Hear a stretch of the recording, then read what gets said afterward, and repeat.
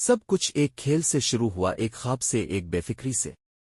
ایک بچہ ہمیشہ خزانے رازوں اور سچائی کی تلاش میں رہتا تھا۔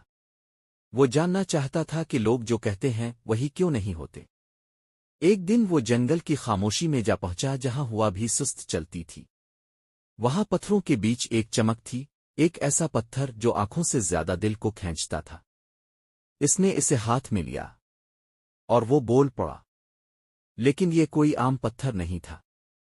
یہ پتھر سچ بولتا تھا، وہ سچ جو لوگ خود سے بھی چھپاتے ہیں۔ اگلے دن وہ پتھر وہ ساتھ لے آیا، ہنسی مذاق میں دوست کو دیا، مگر جب پتھر نے اس کے دل کی بات سب کے سامنے چیخ کر کہی تو خاموشی گہری ہو گئی۔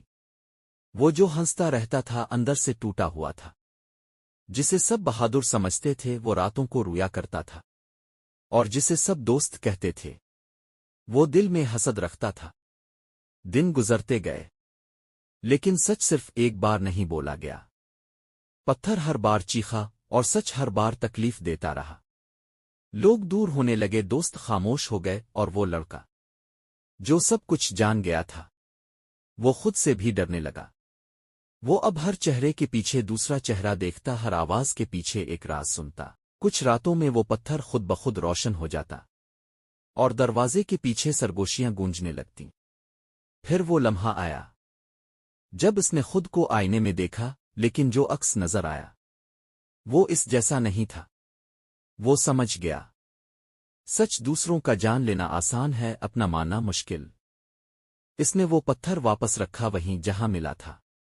جنگل کی خاموشی میں سورج غروب ہو رہا تھا اور پتھر کی روشنی مدھم پڑ چکی تھی، مگر اس کے دل میں ایک نیا سچ پیدا ہو چکا تھا کہ سچ بولنے سے پہلے سچ کو سننے کی ہمت آنی چاہیے، اور بعض سچ کبھی کبھی صرف وقت پہ ہی ظاہر ہونے چاہئیں، کیونکہ ہر سچ کا اپنا سایہ ہوتا ہے، اور ہر سایہ ہمیشہ روشنی میں نہیں دیکھا جاتا۔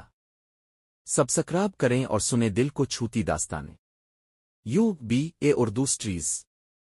اگلی کہانی تک اپنا خیال رکھیے گا۔